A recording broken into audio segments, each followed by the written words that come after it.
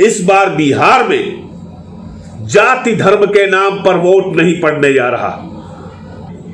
जो भारी संख्या में सवर्ण, पिछड़े, गरीब, दलित, मुस्लिम लौटे पूरे देश से लॉकडाउन के दौरान, जिनको पूरे देश ने दोयम दर्जे का मजदूर बना के रखा है, उनकी आह कहीं तो लगेगी।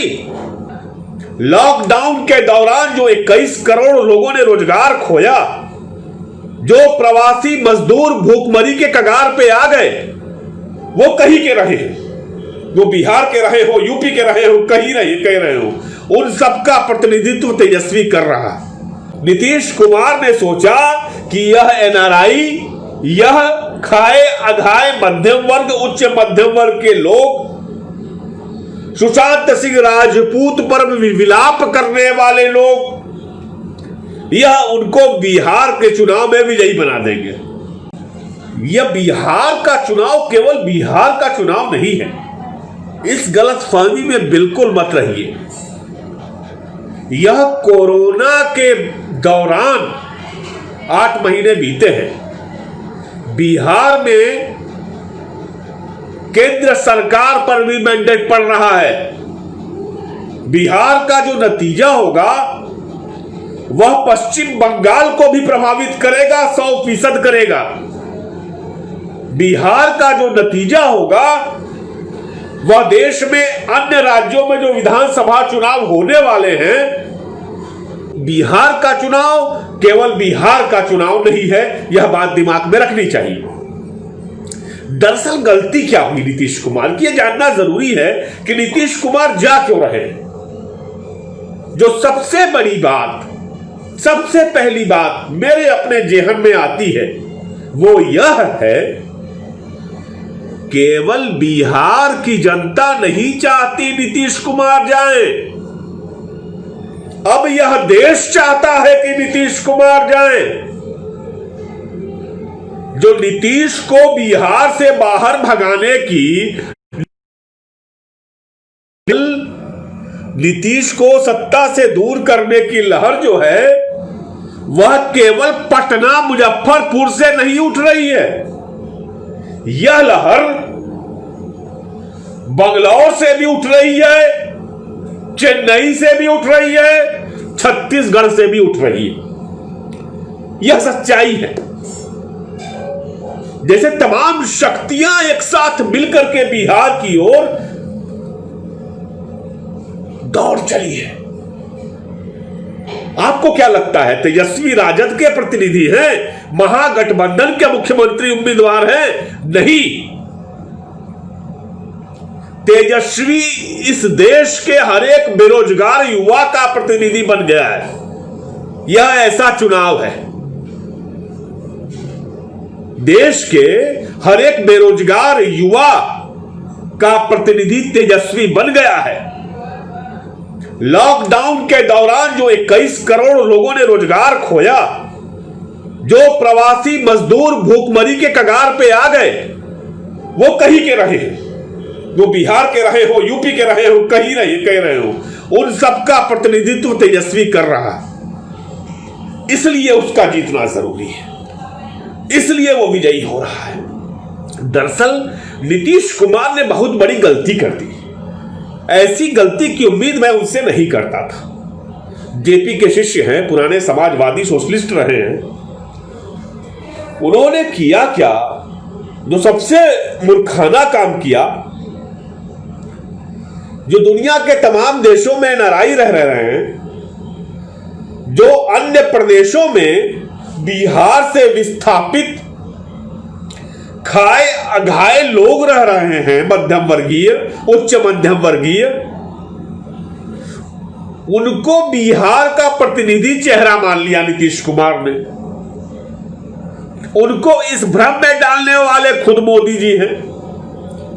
नीतीश कुमार ने सोचा कि यह एनआरआई, यह खाए अघाए मध्यम वर्ग, उच्च मध्यम वर्ग के लोग, सुशांत सिंह राजपूत पर विलाप करने वाले लोग, यह उनको बिहार के चुनाव में विजयी बना देंगे। नीतीश को अंदाजा नहीं था कि यह कितना आत्मघाती होने जा रहा है।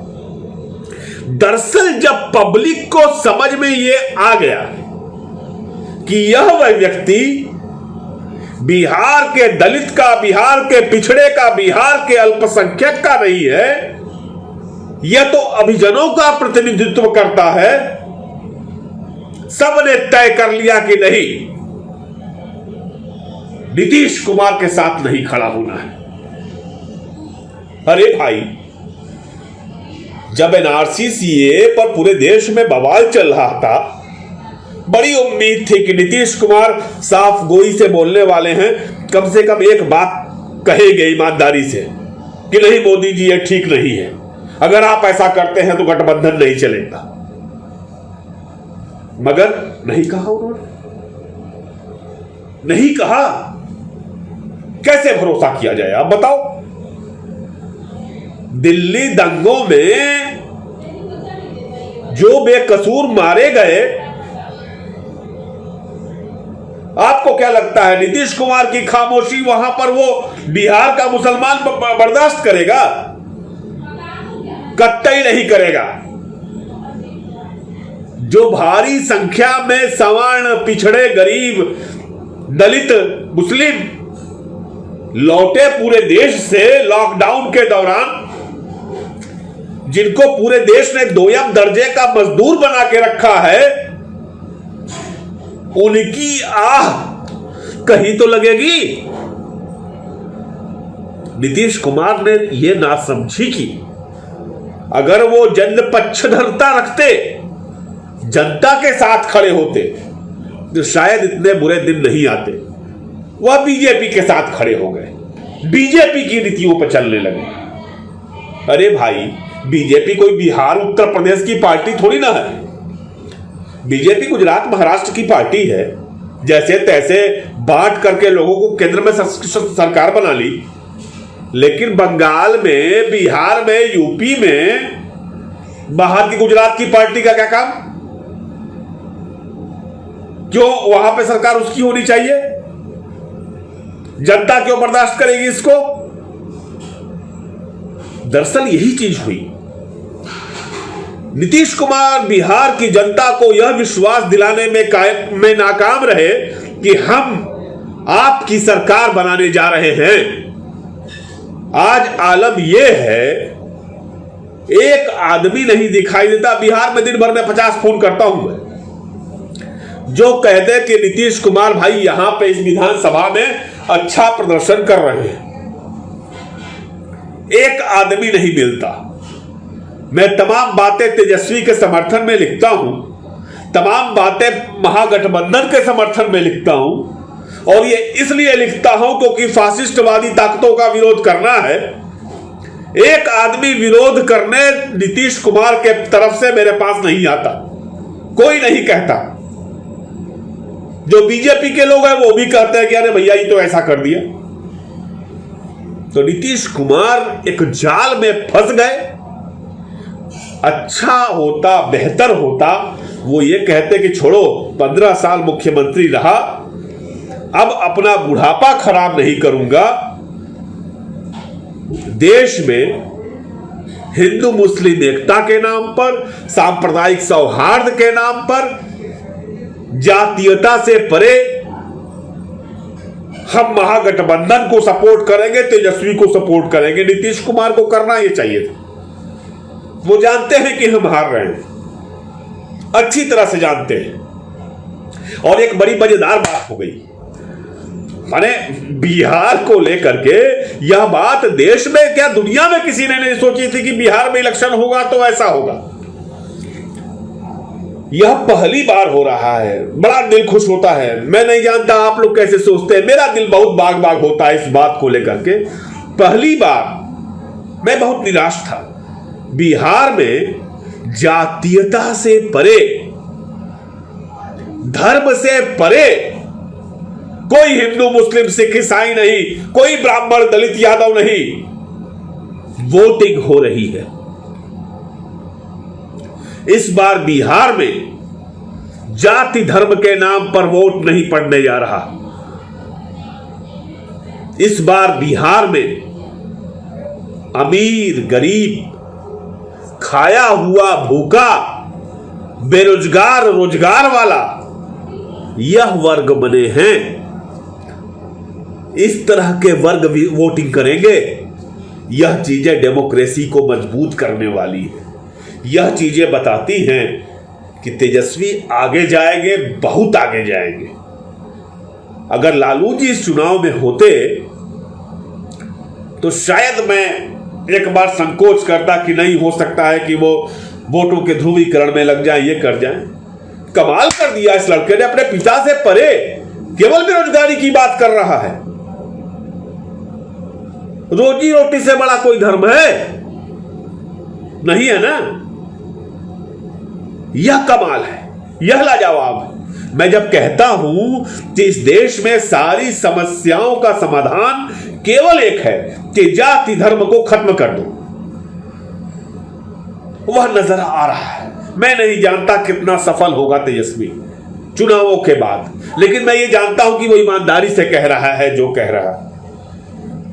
उसे जनता को उसका सहयोग करना होगा, जो और उसके गठबंधन में शामिल लोग हैं उनको सहयोग करना होगा।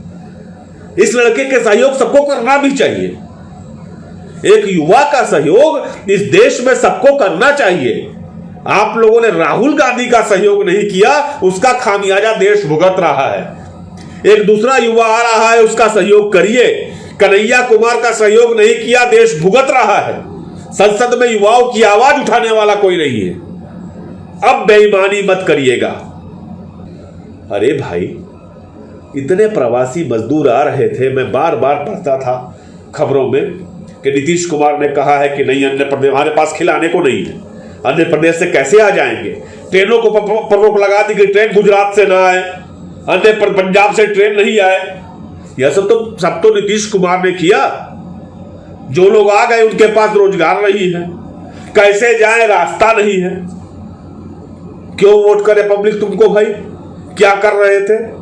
देख लो बिहार की स्वास्थ्य व्यवस्था, बाढ़ का हाल देख लो, मुजफ्फरपुर में जो हर साल इंसेफेलाइटिस आता है वो देख लो। अकाल मौत मरने के लिए है बिहारी, इसलिए है कि पूरा देश भैया भैया कहे, नौकर बना के रखे अपने यहां, मजदूरी करने के लिए है। जो और सोचिए, नीतीश खुद जड़ बन रहे हैं। नीतीश ने जब ये कहा ना कि तेजस्वी कहां से भुगतान करेंगे, 10 लाख लोगों को रोजगार देंगे, जान लीजिए जनता ने उनको फिर और नीचे गिरा दिया। एक शब्द भी नीतीश कुमार के लिए ये बोलेंगे, तेजस्वी के लिए खुद रसातल में जाएंगे। नीतीश बोला इन्होंने तेजस्वी को कि पैसा कहां से देगा, जेल से लाएगा कि क्या करेगा। जनता बेहद नाराज है इन सब बयानों से। आप प्रबंधन नहीं कर पाए, आप बजट का प्रबंधन नहीं कर पाए, आप पूरे 15 साल तक खाली अपने शत्रुओं का नाश करने में, अपने शत्रुओं को परेशान करने में, अपने कुनबे को चलाने में, अपने बीजेपी को शेल्टर देने में, इसी में लगा दिए। पब्लिक वोट क्यों देगी आपको? बिहार में जो जनता का रुख है, उसकी लहर देश के कोने कोने से उठ करके बिहार पहुंची है। आप तेजस्वी के प्रति जो लहर दिखाई दे रही है वो केवल बिहार से नहीं है, यह जान लीजिए। यूपी की पब्लिक भी यही चाहती है, यही छत्तीसगढ़ की पब्लिक चाहती है कि तेजस्वी आए। इसीलिए बीजेपी इतनी बौखलाई हुई है।